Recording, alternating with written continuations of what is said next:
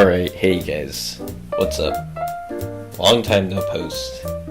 Without further ado, welcome to Coffee Time with Codex. And no, this is not episode 7, this is actually episode 5. Last time I did this which was actually quite some time ago. I accidentally gave myself the wrong episode number. You see what happens when you start with a pilot. It's entitled episode 0, and I totally caught myself off guard. So hey guys, what's up? Episode 5, Coffee Time with Codex, to be completely clear. And yeah, I'm just really glad to be back. Welcome to technically my reconfigured room. I have like a new bed, my desk is in a different location, the shelf that used to be behind me is now in a different spot. And yeah, I still have like a ton of really great plans for you guys to like, a really big plan for me this year is actually to get my rig, which I hope I can do by at least like halfway through this year, so I'm like really excited about that. And yeah, so let me actually give you guys a little subject rundown, as I usually do. So for this, for today's podcast, I'm going to be talking about the Mid-Season Invitational, which is a very big, pivotal international League of Legends tournament that has actually already started. It's already 3 days in, I believe. I'm going to be talking about some new content that I've actually put myself into, which I'm going to actually have a lot of fun talking about. Talk a tiny bit about my new Workspace, which I've already discussed a bit for like about 2 minutes or so. And then I'm actually going to pedal back on most of my music discussion. As much as I love it, I'm going to be limiting myself a bit differently this time.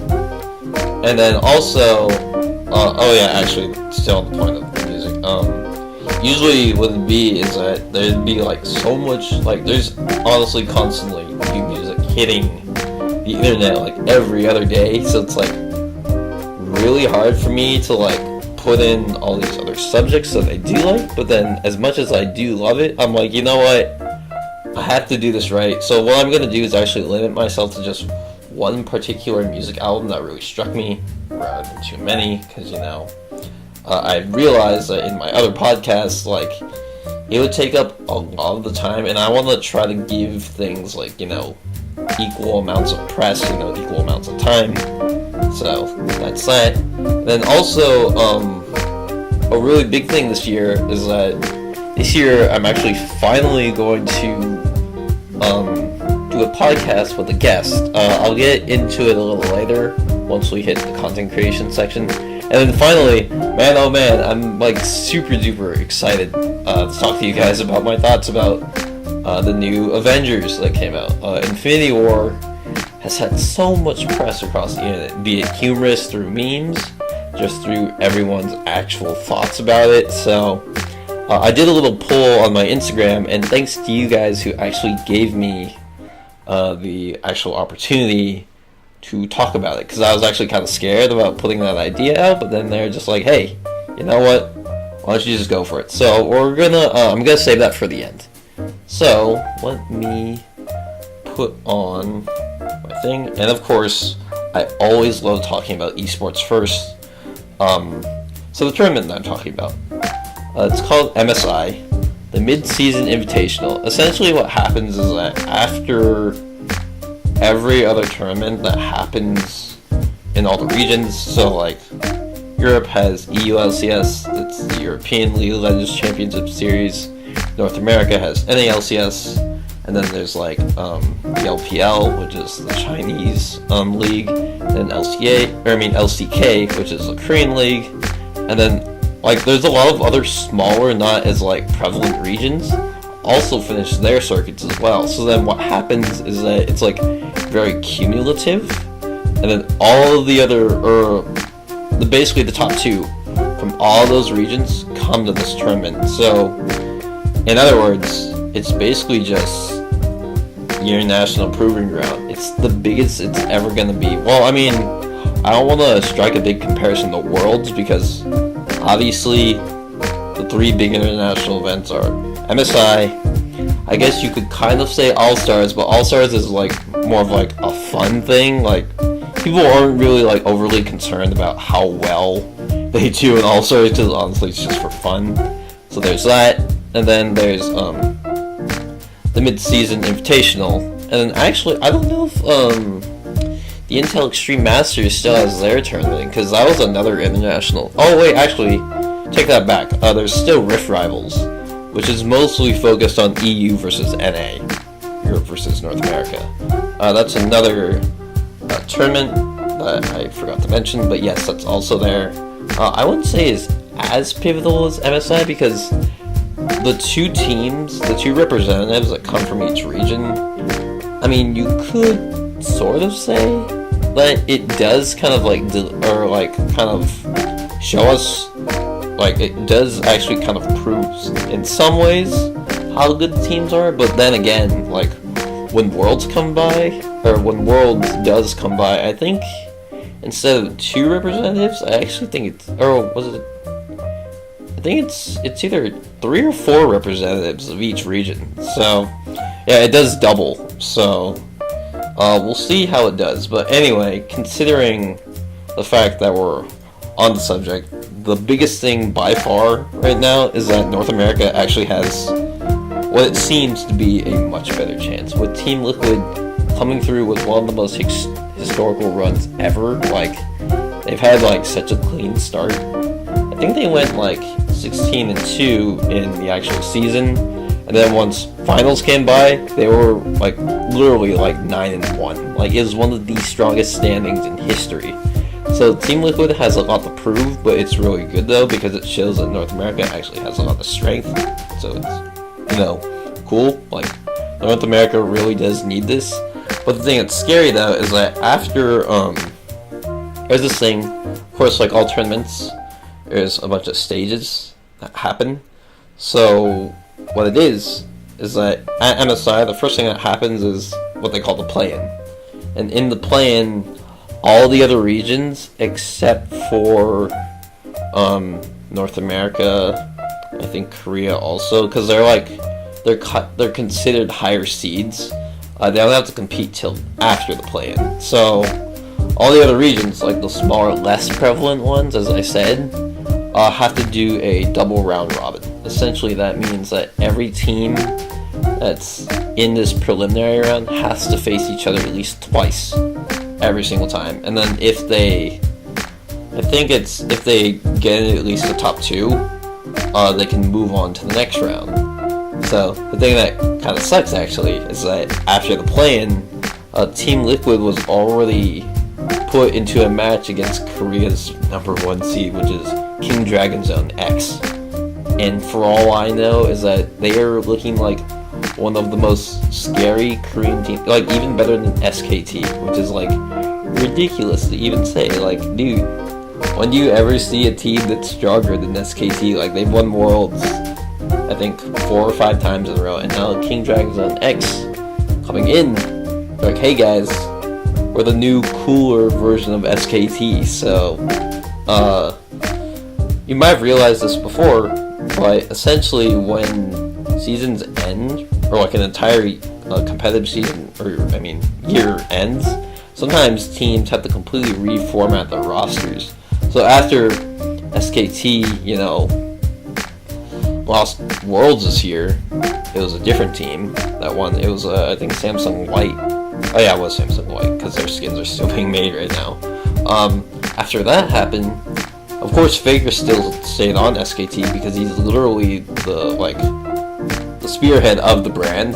I think half the team moved on to other teams. So like Peanut, for example, he's on King Dragon Zone X, and like it's so scary thinking about how aggressive Peanut is in the jungle.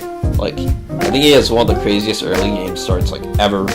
Like, he'll just push leads, and the leads will just snowball out of control, and he'll, like, you know, give vision to all of his other team members, and he'll be very highly aggressive. I think that was one of his signature points in his playstyle.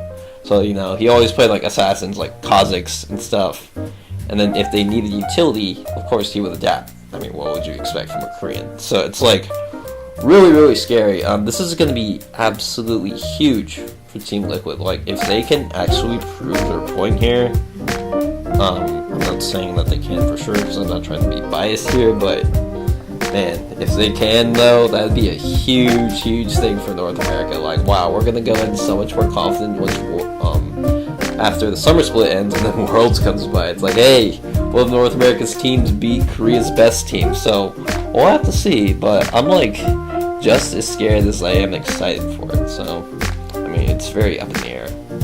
So we'll see about that.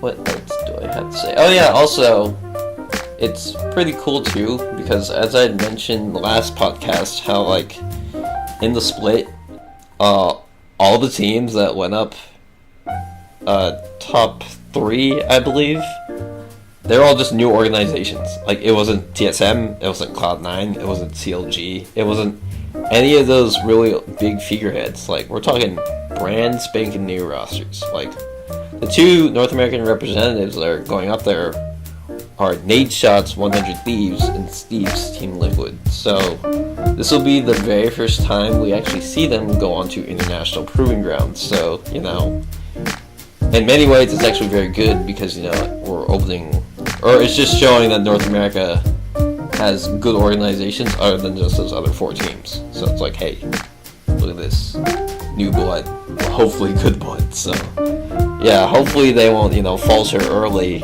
or they won't, you know, get nerves going into this, because it's pretty big, it's very pivotal. So that is that.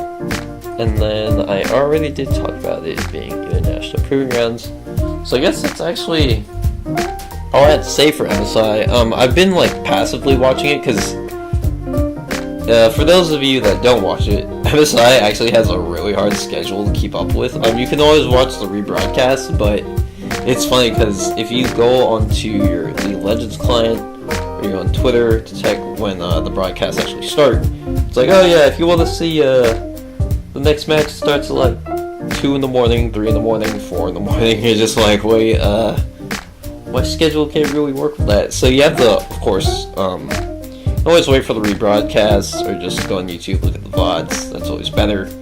But what I've seen so far is that the 2 organizations that I've heard have been doing really good is Gambit 3-0. They're 3-0 so far. Like, they have not lost a single game so far throughout all their rotations. So that's like incredibly impressive. Like, that's what we want Liquid to do.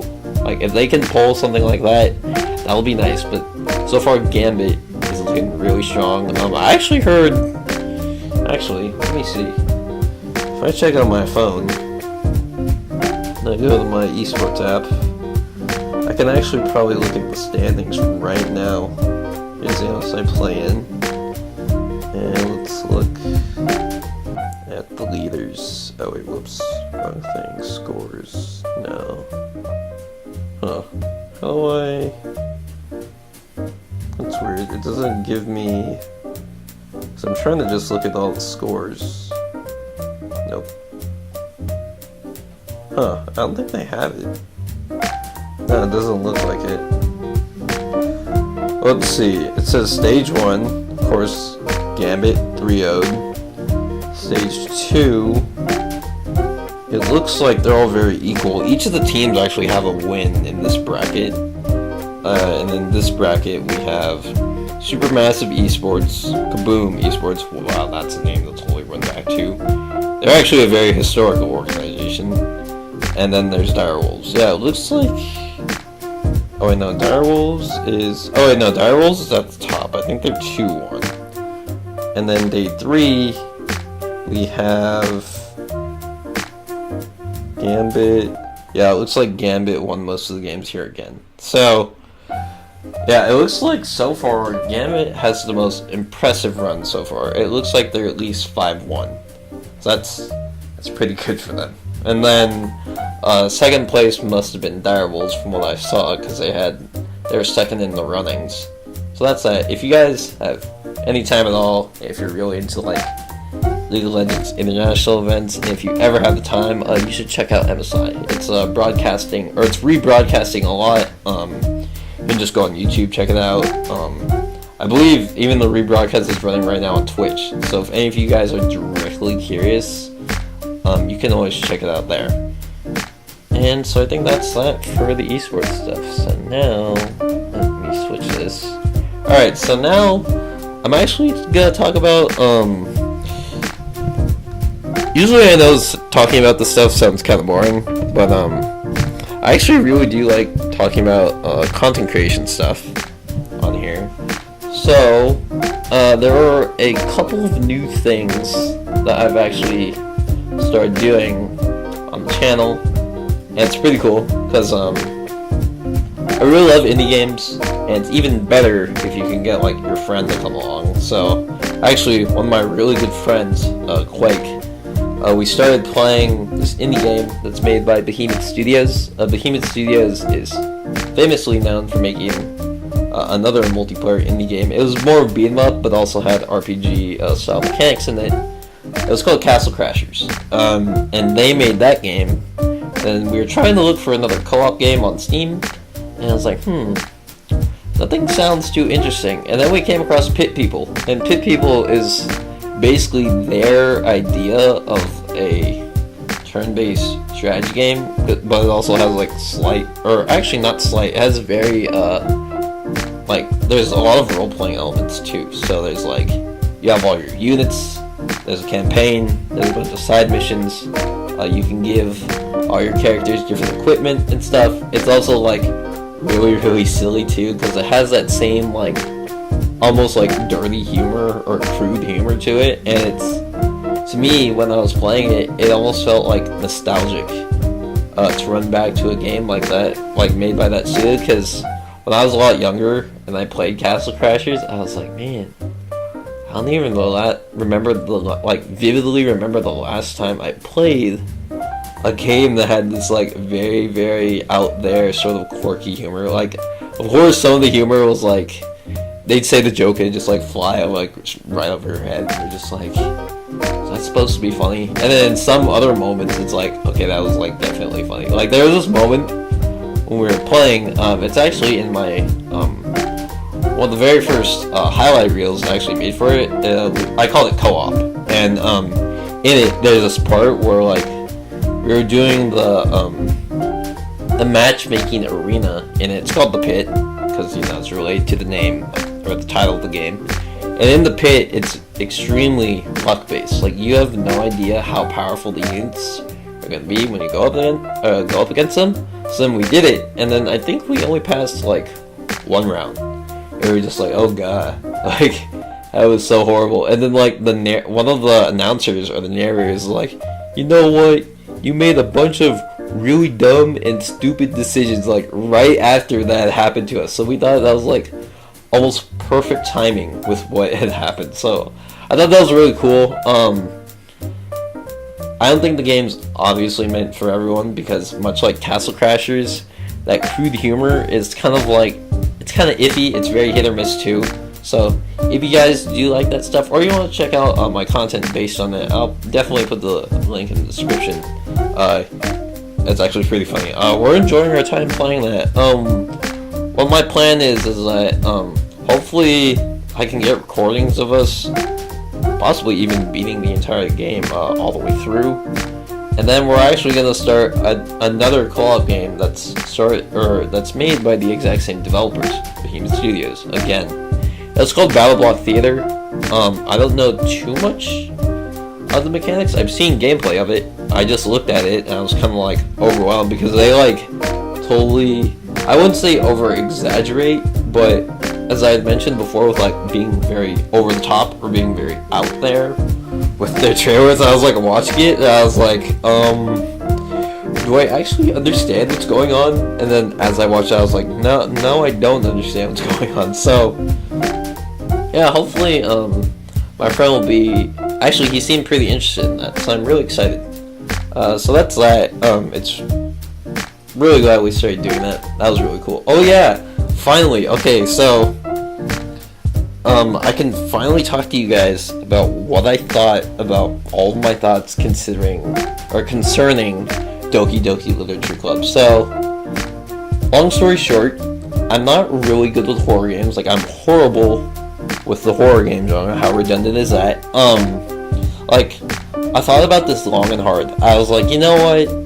I think people would enjoy watching me play a genre that I would literally suffer through. So what I did is that I put a poll on my Instagram, and I was like, hey guys, during Halloween last year, I started Doki Doki Literature Club.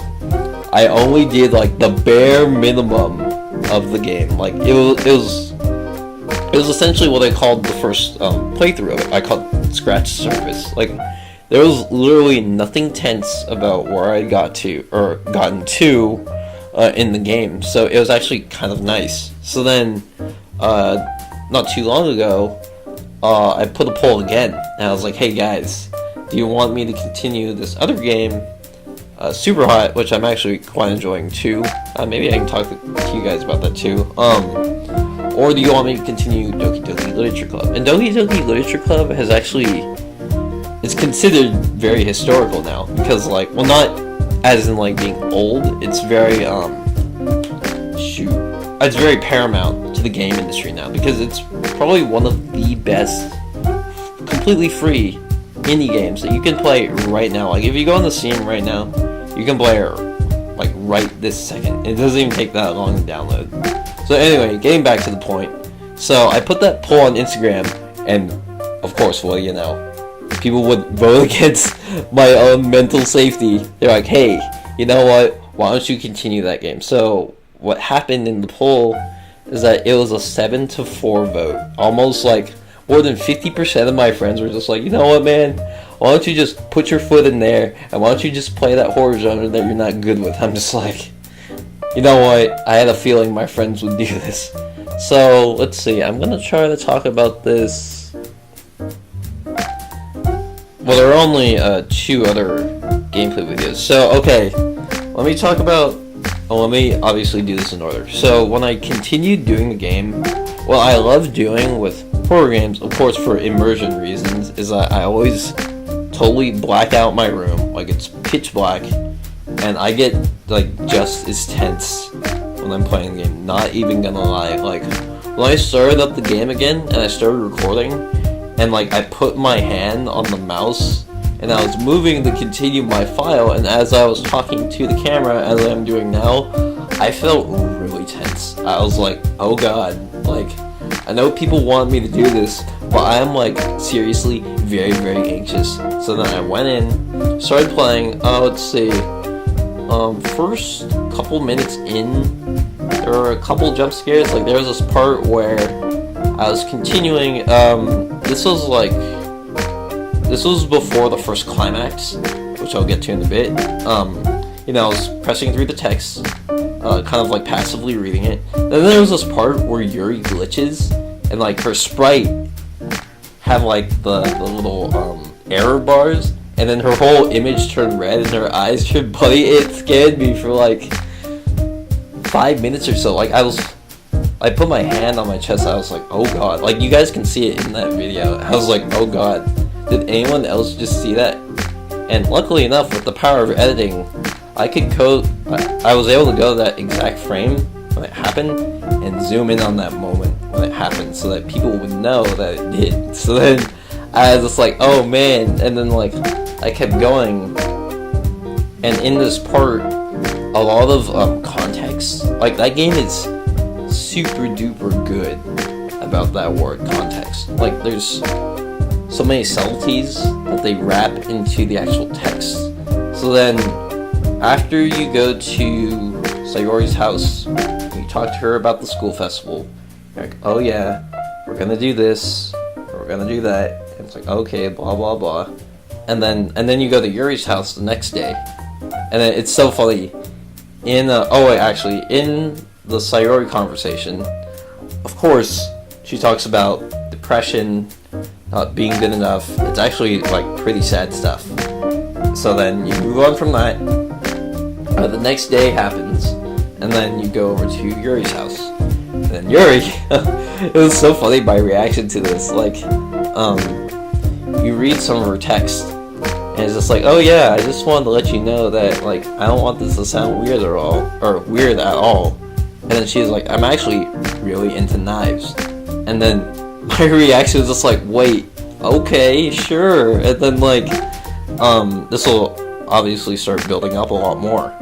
And then after you do all those conversations, once you leave the premises of Yuri's house, Sayori actually comes by and notices that you're talking to Yuri. And then, like, of course there's all this drama, and she's like, great, of course you like Yuri more. And then Sayori straight up confesses to you, and then you have to make a choice and say, oh, I think you're a friend, or oh, I actually love you. In the context that it will, you know, actually help her out of this depression. So we think. And then I felt so bad, I actually chose, I just think of you as a good friend choice. And I was just like, great. Why did I do that? I literally played myself. Like, I felt extra bad about choosing that choice, which was actually pretty insane. Like, you felt the weight of just that one simple text box choice. And then, like, after that, there's this really crazy thing that Doki Doki Literature Club has this really, like, they were so good about doing this. So, this is on the third day of the game, and this is where the first climax initially happens. So you're back in the school, and then Monica's there, and then Monica's talking to you, and she's like, oh hey Codex. It's like, I haven't seen Sayori in a while, you better not leave her hanging like that. And then, like, you heard that word, hanging, and then, like, I felt this, like, I felt so anxious. And then there's a line after that, she's like, I know a lot more than you think. And then when I saw that too, I was like, wait, that makes me incredibly uncomfortable. I was like, how can you just know? Like, you can't just know. You're a character in the game. How can you already know, like, what's about to happen? So, after that happens, it transitions back to Sayori's house.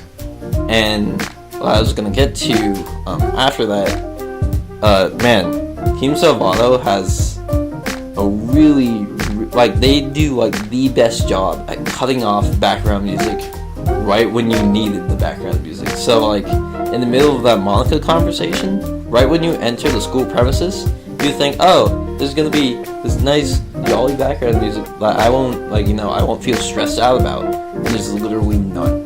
Like, there's no background music at all. It's so tense. Like, dude, it was crazy. And then, like, you go to Sayori's house, and then this is the part where she essentially hangs herself.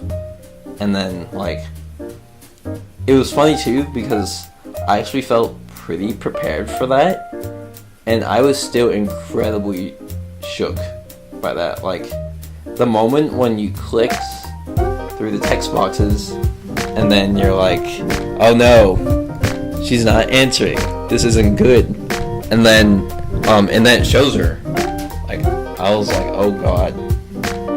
I was like, this is horrible. And then that's when the game starts to go completely haywire.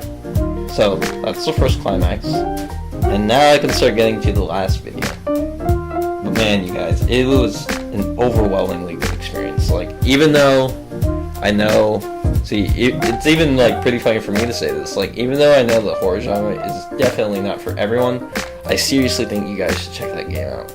So now I can finally talk about the final parts, like what I really thought about it, leading up towards the end. And in the second part, this is where the game glitches out a bunch. You notice a bunch of these errors happening, like, when I start continuing, you load your file, or it's like new game, it's like, oh yeah, let me continue my game, and the image of Sayori has been glitched out and replaced with Monica. So obviously it tells you that Monica has some sort of control or handle over this. And you can continue the game, and it's funny too, because when the conversation starts and it replays that exact same scenario where it's like, oh hey, you want to join the club, all these glitches start happening all over the place. Like, it's trying to, the game attempts to talk about Sayori in its script, and it's just this pure gibberish. Like, you have absolutely no idea what it's talking about, and then the game almost seems like it crashes at the beginning. Like, all the character sprites are, like, mashed up on top of each other, and then, like, I was like, wait, what the heck? How do you have control of it? And then it almost feels like it reset. Like, it was crazy. And then there's so many moments in that game I could talk about.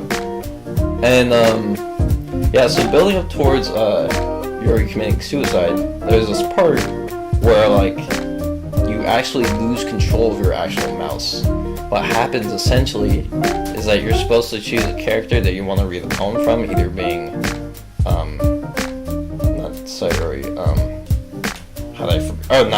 Natsuki or Yuri, and you're trying to choose a character. It's so funny too, because it shows the 3 choices, and then your mouse anchors all the time. It doesn't matter how much force you put into it, it always goes towards Monica. And you're like, dude, wait, this isn't even fair. How the heck am I supposed to even do anything like this? So then it leads you to that choice, and you literally just have to go with it.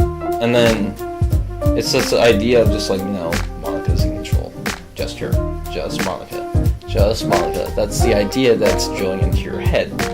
And then you're like, great, what's gonna happen to everyone else then?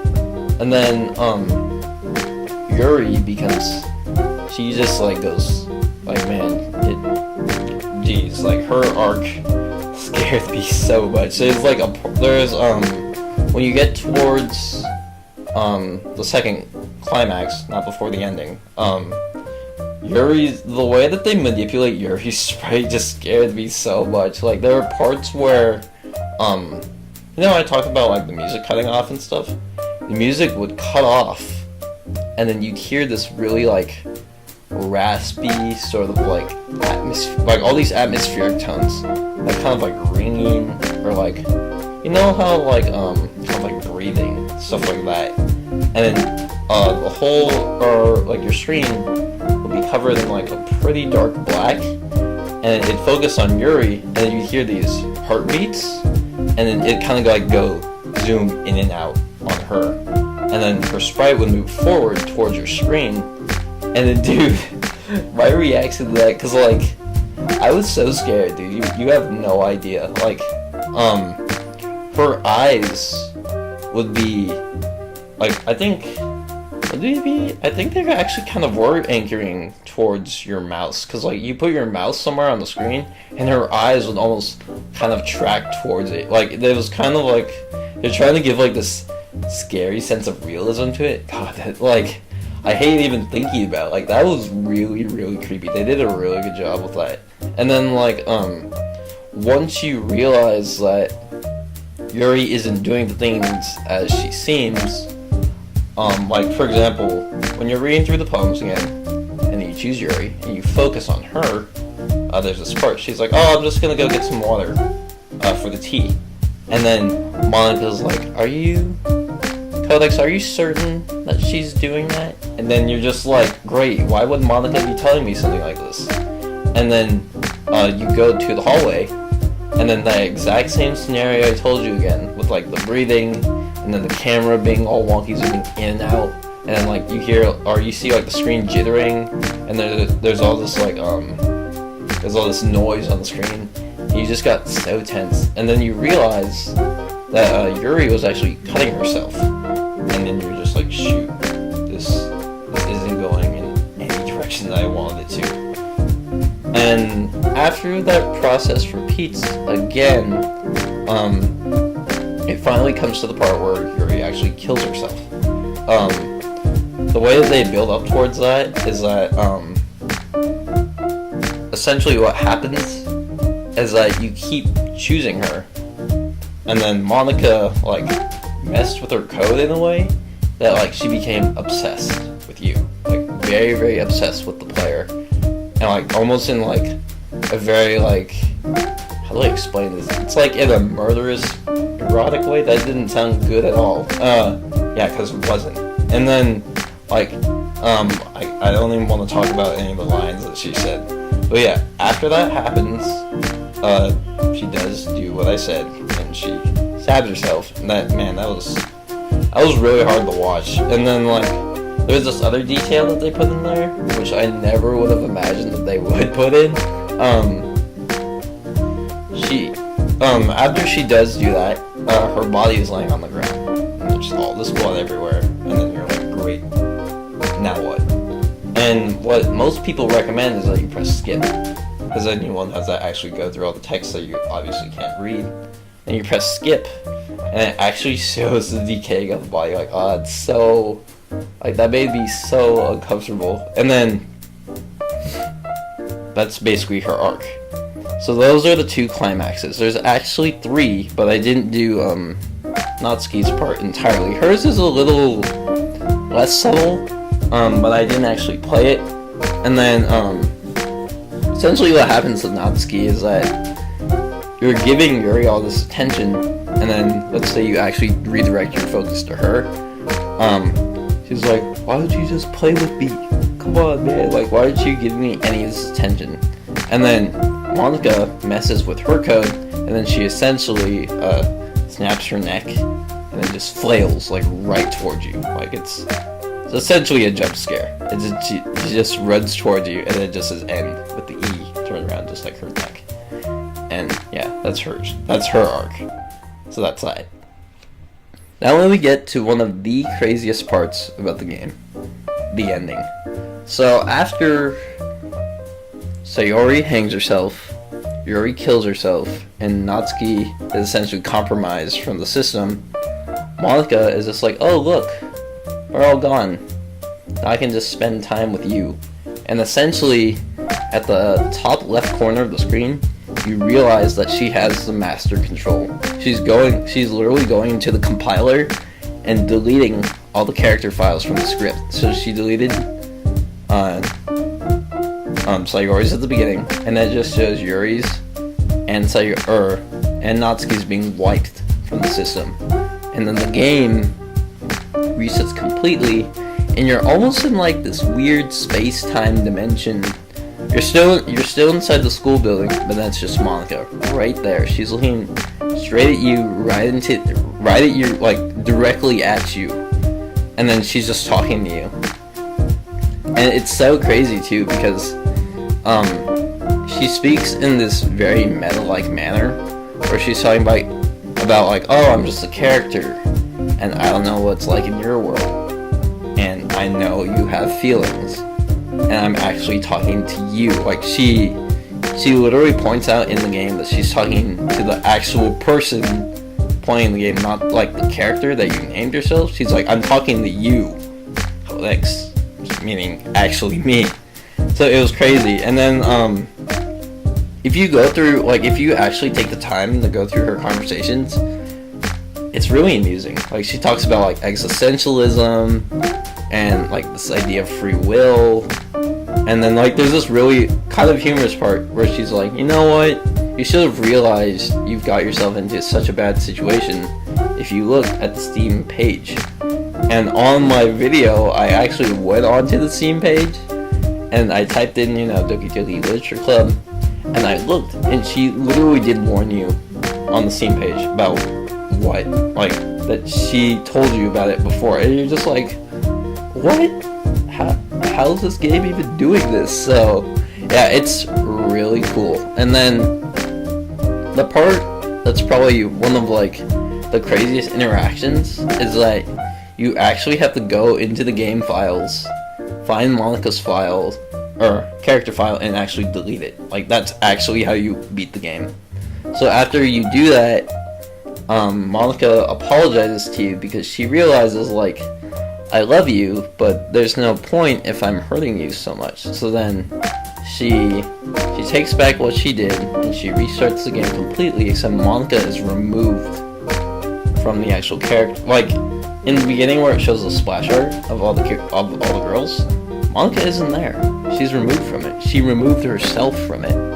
And then when you do that, you think, oh, everything's gonna be okay, yay. And then the exact same arc replays again. You're trying to find the club, and instead Sayori is the president. And then you think everything's gonna be okay, isn't it? And then what happens, which is like the huge crazy plot twist, is that Sayori becomes the one who's self-aware. She's like, oh, I want to thank you for deleting Monica from the game. And then at the very last like 3 minutes of the game, she attempts to regain control of the entirety of the system But then Monica is just like, no, she gives you the choice, and then you have to select it, and then she compromises the system completely.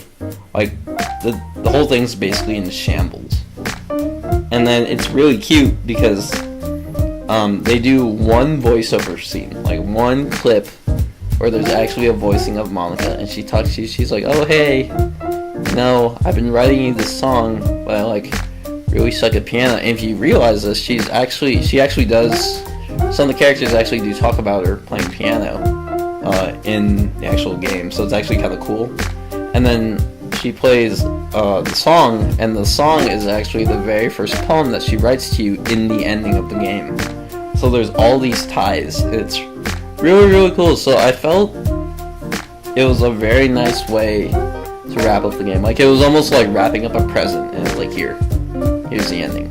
So for a horror game, like, that was probably one of the most heartwarming endings I'll ever get. Any other horror game I'll play, I have a bad feeling about that. So yeah, you guys, that's what I thought about it. I thought it was a really, really good experience. So I know I basically spoiled the whole thing, but if you ever have the time, please do take some time. It only took me like 3 hours to play through the whole game.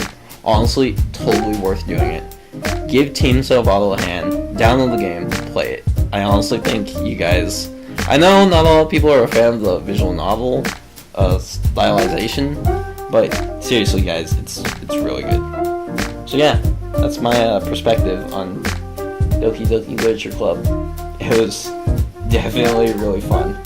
And now, still on the same subject as horror games, of course, knowing me, I'm like, I want to get my friend's opinion if I should continue another horror game, or if I should continue another game that I was, still playing. So then I put up SUPERHOT again in the poll, and I put up another horror game that I was awfully curious about. I also wanted to play. It's called SIMULACRA. And of course, knowing my friends, like, hey man, why don't you go play that horror game for us? I'm like, man, I hate my friends. But no, so essentially SIMULACRA is the sequel to another found footage horror game called Lisa's Missing. So Lisa's Missing had like some very mixed press. It was kind of neutral. And then SIMULACRA came out, and I saw so many other people play it. Like, it's gotten a lot better press. And then I was like, oh, why don't I try it? I'm about, say, 30 minutes in. Like, this isn't even scratching the surface, man. This is like the literal tip of the iceberg. Like, I've barely gotten anywhere in the game, but it is really, really cool. It's so scary how accurate they were with the portrayal of the phone. Like, in the game, when the phone rings in the middle of you playing, it like scared me so much. Like, I basically jumped. I was like, whoa man, why are you just calling in the middle of, like, out of nowhere? Like, that was so, like, uncalled for. And I do mean that with a pun. I was like, God. Like, it's really cool too, because, like, the way that they showcase all the apps, like Jabber basically being Twitter, and email being an email. There's a website you can use. I forgot the name of the other app. It's basically like Tinder. And I was like, wow, man, it feels so real. Like, it's crazy. So yeah, I'm actually really looking forward to continuing that. It's really fun too. And yeah, so that's what's been happening lately with all the Let's Plays. It's been quite a wild ride, you guys. And I've already talked about... Oh yeah, so I'm gonna give you guys like a very slight rundown about what I have plans for once I get like all the equipment that I've been telling you guys about. So I plan to get like a full tower, or I mean a mid-tower PC, probably either halfway or very late this year. And once I start doing that, I'm gonna do a celebratory stream for it. And I was thinking to myself, I was like, once I do get the equipment for it, I'm hoping to actually get on some sort of like consistent stream schedule, because it's been like a dream of mine to actually stream a lot, because it's actually really fun. And I know like getting audience retention is really hard, or actually building a community can be quite hard, because everyone has really small beginnings. I mean, look at my YouTube channel, it's still really small, but I still dedicate lots of time to it because it's actually really fun. So, yeah, I'm really looking forward to when I have optimal equipment to actually, stream constantly and not have to worry about, it not being like the highest of quality. So, yeah, that's all I wanted to say about it very briefly. I hope you guys are excited about that too, because that's going to be like super cool once it starts. And with that out of the way, oh yeah, one last thing to talk about concerning content creation. I told you guys about this very briefly in the beginning. I do have plans to have a podcast with an actual guest for once. You're like, oh yeah, you're doing this all alone. Are you actually going to feature someone? Well, the series RWBY has had a big impact on me. As you guys may have realized, I tried doing the forum, that didn't work out too well. Or I mean, I did kind of enjoy it, but then I felt kind of lonesome. I was like, you know what? There's gotta be a better way to express my opinions for this. I was like, why not be a friend or bring a friend along? So now, I'm gonna call this the RWBYCAST. The RWBYCAST is gonna be the really big post volume 5 discussion. And we're gonna talk about like what we thought about the whole thing narratively, what we think about with the arc by arc allocation, what we think about all the character chemistry, who were the standout characters, who were the least favorite characters. Did the story end in a way that we thought wrapped it up really well? Were the fights still on par with all the other volumes? Did we feel that this volume fell short in any way? Was it slow? So, yeah, we're gonna get into the real nitty-gritty with it. So I'm really excited. I'm projected to have this out either really late this month, next month, or the month after. So we'll see. It all just depends on how confident I feel. I gotta make a brand new overlay for the podcast because I'm gonna be having a guest and stuff. So it's gonna be really cool, and I gotta make it all rubied up, if you know what I mean. So yeah, I hope you guys are looking forward to that. I'm thoroughly excited about that. Like, I'm thrilled about doing that. So yeah, that's that about the RWBYCAST. And now I actually think, oh yeah, I can actually move on for once. Wow. Okay, so now, hold on. Let's see. Okay, so I told you guys, but I had to hold back a bit on music because it's very overwhelming how much new music comes out. It's almost like constant. I'm like, guys, can you give me a break?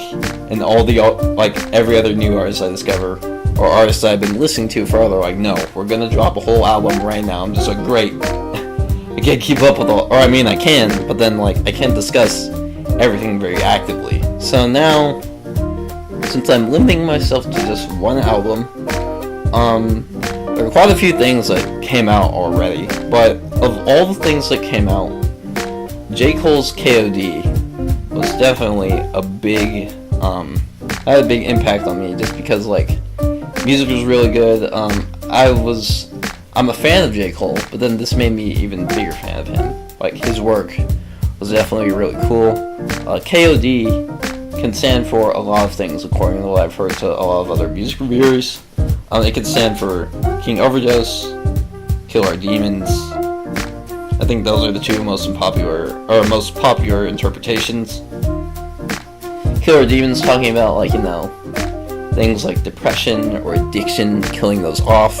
King Overdose talking about rappers in their relation to getting overdosed on drugs and how it can be very, grandiose. Like, oh, you're spending all your time, all your money doing this when you can be spending time, actually perfecting your art. So, knowing me, I can't remember every single song in the album, but I will talk about ones that stood out to me. The two really good standout songs to me were Kevin's Heart and ATM. Or At the Moment. I believe it's just, I would rather just call it ATM. Anyway, I'll talk about ATM first because ATM is earlier in the album. ATM, I believe, is the 5th song of like 12 or 13. And ATM, as the name implies, talks about money. It talks about money and how other rappers use it in such useless manners, and how there's like no payback for it, or like you aren't gonna really be happy with yourself after what you've done. And it's crazy too, because he talks about the world's perspective on how much money has a handle on our reality. It's like, oh no, if I don't have enough money for this, people are gonna think I'm not cool, or people are gonna like view me differently just because I don't have, you know, tons and tons of money. Like, I'm not like the richest guy in the world. So it's crazy. Like, in the chorus of the song, it's just like, count it up, count it up, count it up, count it. And it's talking about, you know, how you always count money. Like, you're always, like, you're gonna have no problem counting up money and stuff like that. So that's basically the chorus of the song, and it's like, you can't live without it, but you're gonna die anyway, so what's the point? So yeah, it's really, really, like, it invokes some really curious emotions in you. It's like, do I really care about it this much? Like, will I really go this far to spend this much money on like a car, or like any? It basically overshadows anything materialistic.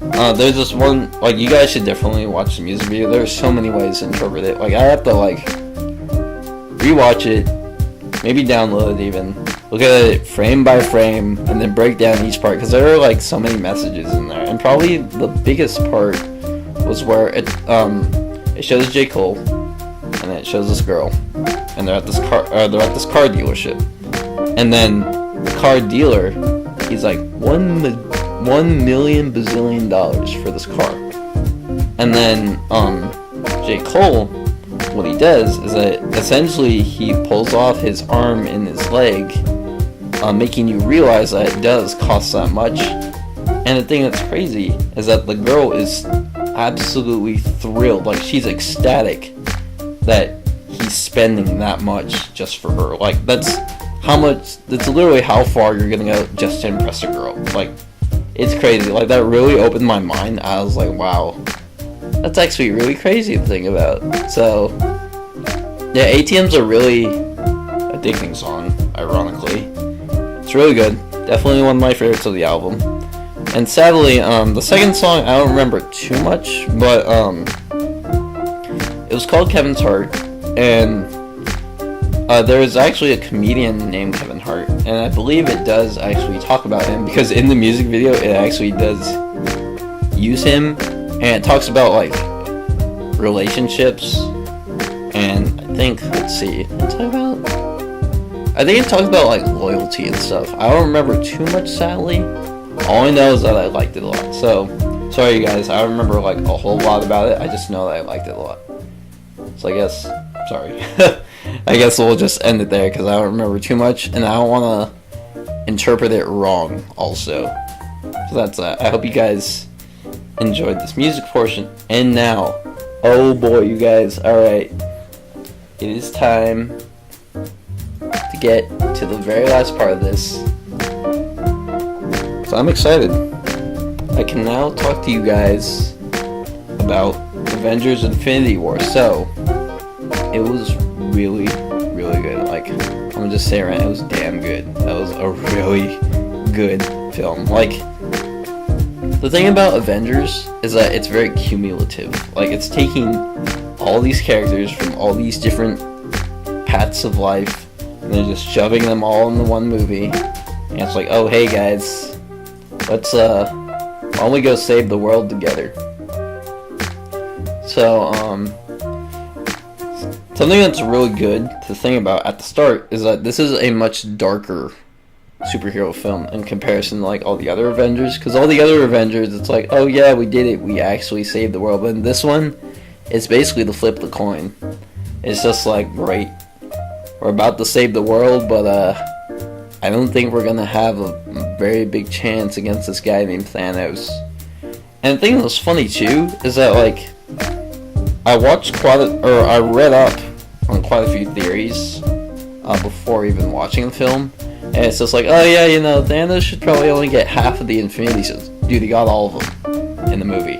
I was not expecting that at all. So that definitely was a curveball to me. I was like, wow, the directors are actually gonna go that far. But then I do realize though, because I did ask for clarification, I was like, that is the entire first Infinity War arc, so it does make sense. Anyway, let's talk about certain parts, piece by piece. So the very first thing that's absolutely powerful that you do realize in this film is that there is absolutely super strong character chemistry. Like, it's everywhere. From like Iron Man interacting with Doctor Strange, and then Doctor Strange, Iron Man, and Spider-Man all interacting with each other. And then we have Doctor Strange, Iron Man, Spider-Man, and all the Guardians of the Galaxy interacting with each other. Like, the exchanges between them were so funny. And it just made me realize how much more I liked all the characters, because like, I thoroughly love Doctor Strange's character, even though both Doctor Strange and Tony Stark are almost one and the same, because, you know, they're very prideful, they love themselves a whole lot, they only care about themselves, but then, like, it's very different, because, or, I mean, actually, they're almost kind of mirror images in a way. It's just like, you know, different powers and different ways of using things. So, of course, Iron Man has like technology, and then Doctor Strange has the mystic arts, and then let's see, they're both rich, they both very into themselves, and shoot, there was another point I had, but I just forgot about it. Anyway, so yeah, I really liked their exchanges. Their exchanges were actually pretty funny. Like, when the movie was at these parts, it was always very humorous. And then, like, the part where they're on the donut ship, and then Stark and Strange were talking, and they're like, hey man, we gotta figure out a route to, like where the heck are we going? Like, we gotta figure out where we're going. And then, like, Peter comes in, and then he just, like, makes some random, like, pop culture reference, and then Tony Stark's just like, you know what, Peter, if you make one more pop culture reference, I'm gonna take you off this ship. He's just like, oh god, okay, never mind. And then the part where Spider-Man meets Doctor Strange, it's literally a meme now. It's just like, oh hey, I'm Peter, and then Strange, of course, is like, oh, I'm Dr. Stephen Strange. And he's like, oh, we're using made-up names now? I guess I'm Spider-Man. So I thought that was like, almost perfect. That was like really funny.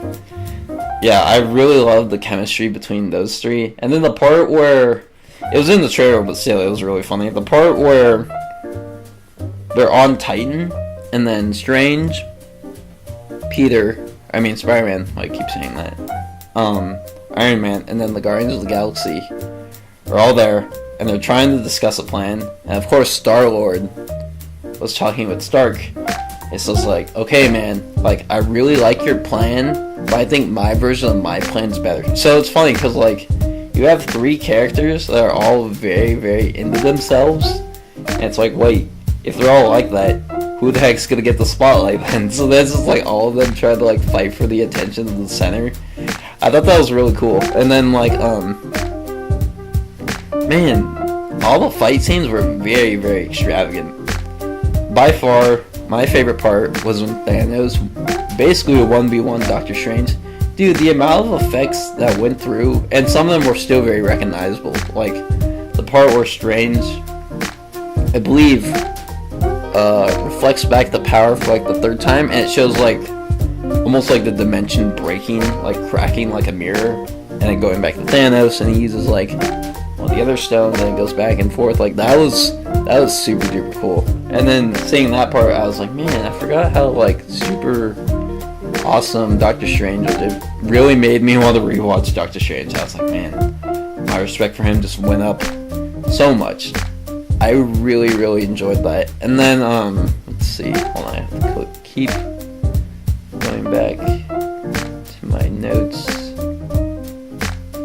Oh, whoops, I kind of jumped ahead a bit. Oh yeah, so all those exchanges were cool with mostly Stark, Star-Lord, Strange, Spider-Man, Guardians of the Galaxy. That was cool. And then Rocket Raccoon and Groot and Thor. A lot of this talked about like foreshadowing, and it was pretty crazy because like actually I was talking with my brother about this. Rocket Raccoon was talking to Thor, and it was like, hey, you know what? Thor was like, you know what? I don't have much to lose if I go off to make this new weapon. And then Rocket Raccoon's like, I actually have everything to lose. And that amount of foreshadowing, man, that hurt so bad. I'll get to that later. Anyway, so seeing their chemistry was cool because, like, annoyingly, who would have thought Thor would become really good friends with Rocket Raccoon, and then them going off trying to make the Stormbreaker. That was really cool. And then Tyrion was there, dude, at the Forge, so that was really cool too. Yeah, so the relation between all of them was pretty cool. Another subtlety in terms of character relations I thought was cool was there was a part during the War of Wakanda, you know, everyone's just like attacking each other, and then those giant wheel mechanisms come by, and then the part where Scarlet Witch basically comes from the Wakandan capital, comes down to help everyone. She manipulates all the wheels and pushes them back by herself, and it's just like, dude, why have you been staying up there the entire time? We could have used you. So I was like, nice. That's a great use of humor. I thought that was really good. And then the part where they're trying to fight another one of Thanos' servants, and then Scarlet Witch just comes by. So it's like, here, I'm gonna throw you into one of those giant wheel things. It just comes by, runs her over, and then Black Widow's just like, ugh, that's gross. So then, yeah, that was really cool. It just made me realize how like ridiculously overpowered excuse me, Scarlet Witch was. Like, that was actually insane. So that was cool. And then finally, oh yeah, I just thought also the other thing that was pretty awesome to point out was how Captain America was just like, you know what, man, we need to get more prepared for this. I know someone who can help us. And then they go to Wakanda, and then that's when basically the Avengers meets Black Panther. So that was like pretty momentary, but that was pretty cool too. So that's that. And now, you know how I talked about like the Thanos versus Doctor Strange 1v1? That had like incredible VFX. And so now we're getting to the subject of VFX. And the usage of the certain stones was like crazy.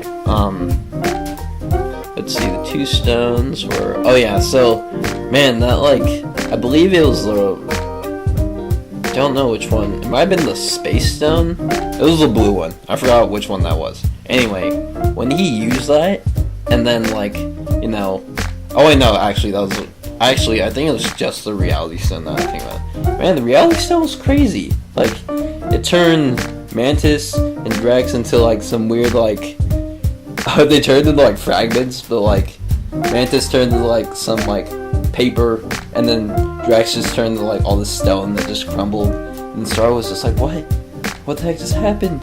And then every single time Thanos uses Reality Stone, and then people would think, oh, the guns will shoot bullets, like I'm gonna kill them, and then it just shoots out bubbles, and everybody's just like, what? You can't do this to me, I just had it. So yeah, the Reality Stone was definitely super cool. All the other stones were too, but then you couldn't keep track. There were 6 of them, dude. Like, what do you expect me to do? I can't name all of them, just be like, he's using that one right there. So yeah, the VFX in that movie was absolutely superb. And now, to top it all off, let me just talk about the ending. So the ending, essentially, I talked to my dad about this because he read the comic books, and I just needed all the clarification in the world for this. I was like, okay, so when he snapped, and then half the cast disappeared, we're talking Guardians of the Galaxy are gone, Spider-Man's gone, Doctor Strange is gone, Black Panther's gone, Scarlet Witch is gone, Vision's dead.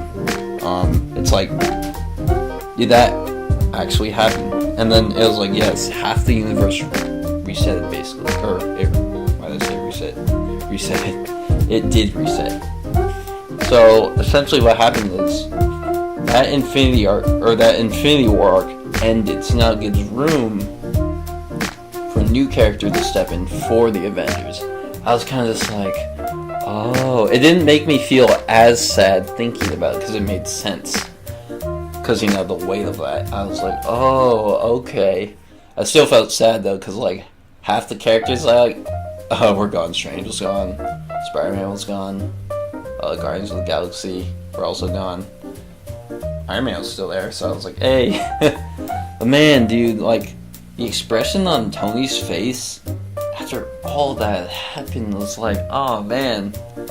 And that part with Spider-Man 2 where he's like, I don't feel so good, I don't want to go, and then he just disappears. Like, that was so heavy. Like, man, that was crazy, dude. So, yeah, I think... Oh yeah, so with that in mind, it's crazy, it's really actually quite intriguing to think about because I actually really want to see the movie again, and there's so much still to really think about. Like, there are little subtle messages that they put in certain characters' lines that I feel like, of course, are talking about things for the future, so it's crazy. Like, I gotta watch it again, I gotta pay more attention, and then yeah, it just gives you tons of room to, like, theory craft. Like, think about things that, like, maybe things that are left unsaid. Like, what else could happen? Or why did this happen? So yeah, I really, really enjoyed Infinity War, you guys, or Avengers of Infinity War. Thank you for actually letting me talk about it. I was actually kind of scared because that was a great... Are people going to get mad at me for spoiling it? But thank you so much, you guys. Let me talk about it, and now I think about it, we've actually reached the very end of everything, you guys. So, without a doubt, thank you so much, you guys, for taking all your time to listen to this podcast. I'm just great, or not. I mean, no, that's not what I mean. I'm just really happy to be doing it in this new space. I hope you guys like the look of it. We still got a lot more to do for this space, for this workspace. I'm hoping to actually make it the studio eventually. So yeah, that's enough talking for me. As I'll say every single time, guys, stay honest. I hope to see you guys again. It's been a blast, you guys. See you next time.